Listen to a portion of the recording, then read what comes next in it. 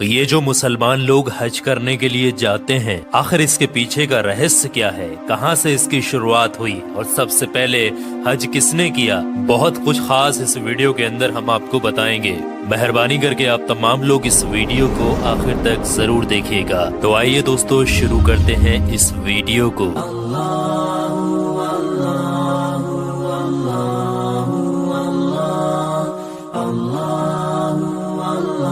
اگر آپ سے کوئی پوچھے کہ اس دنیا میں سب سے پہلے حج کس نے کیا تو شاید آپ نہیں بتا پائیں گے۔ دوستو آپ کی جانکاری کے لیے بتا دیں، سعودی عرب کے مکہ شہر میں کعبہ شریف کی تعمیر تو آدم علیہ السلام کے دور میں ہی ہو چکی ہے۔ روایتوں میں ملتا ہے ہمیں کہ جب اللہ نے حضرت آدم علیہ السلام کو جنت سے نکال کر زمین پر بھیجا تو آدم علیہ السلام نے اللہ کے حکم سے پہاڑوں سے پتھر لا لا کر خانہ کعبہ کی تعمیر کی، لیکن اس کے ہزاروں سال بعد جب حضرت نوح علیہ السلام کے زمانے میں جو بھینکر طوفان آیا تو اس طوفان میں کعبہ شریف کا ڈھانچہ بھی ڈھہ گیا تھا، لیکن اتنے وشال کائے طوفان کے باوجود بھی اس کعبہ شریف کی بنیاد باقی رہی۔ دوستو آج سے تقریباً 4000 برس پہلے مکہ کے اندر کوئی بھی نہیں رہا کرتا تھا۔ پھر حضرت ابراہیم علیہ السلام اللہ تعالیٰ کے حکم سے اپنی بیوی حضرت ہاجرہ اور بیٹے حضرت اسماعیل علیہ السلام کو لے کر روانہ ہو گئے اور اس مقام پر پہنچے جہاں پر آج مکہ واقع ہے۔ اس دور میں وہاں پر نہ کوئی عمارت تھی،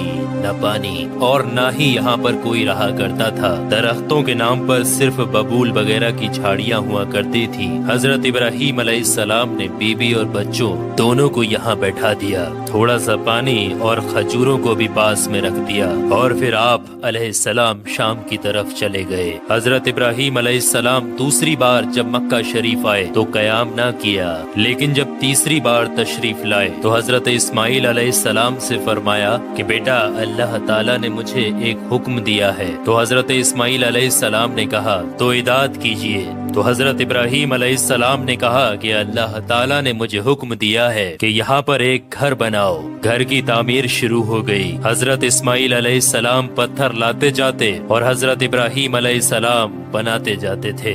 جب تعمیر ذرا بلند ہو گئی تو حضرت اسماعیل علیہ السلام ایک پتھر کو اٹھا کر لائے جو کہ حضرت ابراہیم علیہ السلام اس پر کھڑے ہو کر تعمیر کر رہے تھے۔ یہی مقام ابراہیم بھی ہے۔ یہ باپ بیٹے دیوار کو اٹھاتے جاتے تھے اور دعا کرتے جاتے تھے، اے پروردگار ہم سے قبول فرما، تو سننے اور جاننے والا ہے۔ انہوں نے گھر کی تعمیر نہ مٹی سے کی اور نہ چونے سے، بس پتھر کے اوپر پتھر رکھتے چلے گئے، اور نہ ہی چھت بنائی اور نہ کوئی اس کا دروازہ۔ اور پھر بعد میں الگ الگ زمانے میں پھر بیت اللہ کی تعمیر ہوئی، قریش نے بھی تعمیر کی اور ان کے بعد بھی ہوئی۔ کہتے ہیں کہ اس وقت اسماعیل علیہ السلام کی عمر 20 ورش تھی۔ حضرت ابراہیم علیہ السلام نے بیت اللہ کے پہلو میں بکریوں کا ایک باڑا بھی بنا دیا تھا اور اس کے اوپر پہلو کی چھت ڈال دی تھی۔ پہلے بیت اللہ کی جگہ پر ایک سرخ رنگ کا ٹیلا تھا، اکثر سیلاب اسے ادھر ادھر سے کاٹتا رہتا تھا۔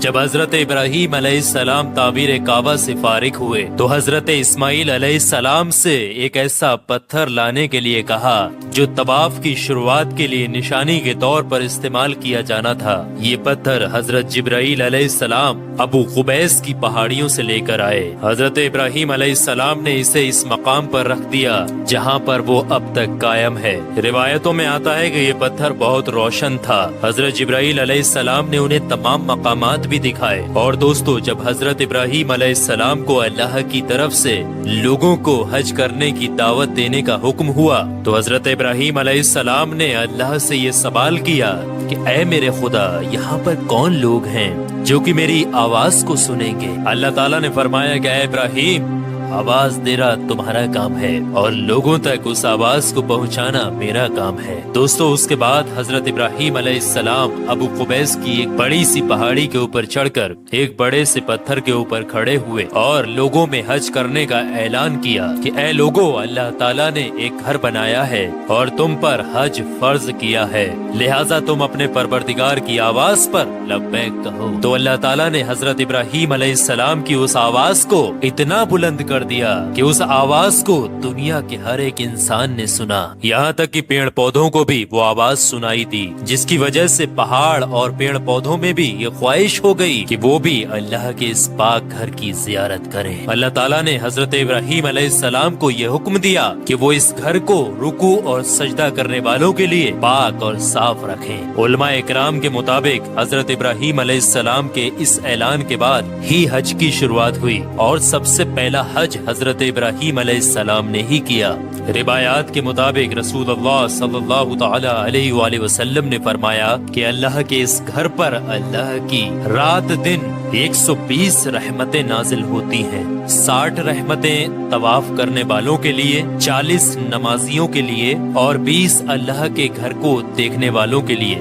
हजरत हसन बिन अदिया फरमाते हैं कि हमने रसूलुल्लाह सल्लल्लाहु तआला अलैहि वसल्लम के इस कौल पर गौर किया। मालूम हुआ कि ये सब रहमतें दर हकीकत तवाफ करने वाले के लिए हैं कि वो तवाफ करता है, नमाज भी पढ़ता है और काबा की तरफ देखता भी है। किसी ने क्या खूब कहा है, खाना काबा में तरह तरह की फजीलतें हैं, घर वाला ही उन्हें जानता है। जो कोई भी यहाँ पर अपनी खताओं से डर कर आया, अल्लाह उसकी हिफाजत करता है। ताहिरुल करबी लिखते हैं कि खाना काबा 11 मरतबा ताबीर हुआ है। हजरत आदम अलैहिस्सलाम ने बनाया, हजरत शीश अलैहिस्सलाम ने ताबीर किया, हजरत इब्राहीम अलैहिस्सलाम ने ताबीर किया, अमालका ने बनाया, जुरहम ने तामीर किया, कसी ने तामीर किया, कुरैश ने बनाया, अब्दुल्ला बिन जुबैर रदियल्लाहु ताला अन्हु ने ताबीर किया, हज्जाज बिन यूसुफ ने बनाया, सुल्तान मुराद ने ताबीर किया जो कि आले उस्मान में से था।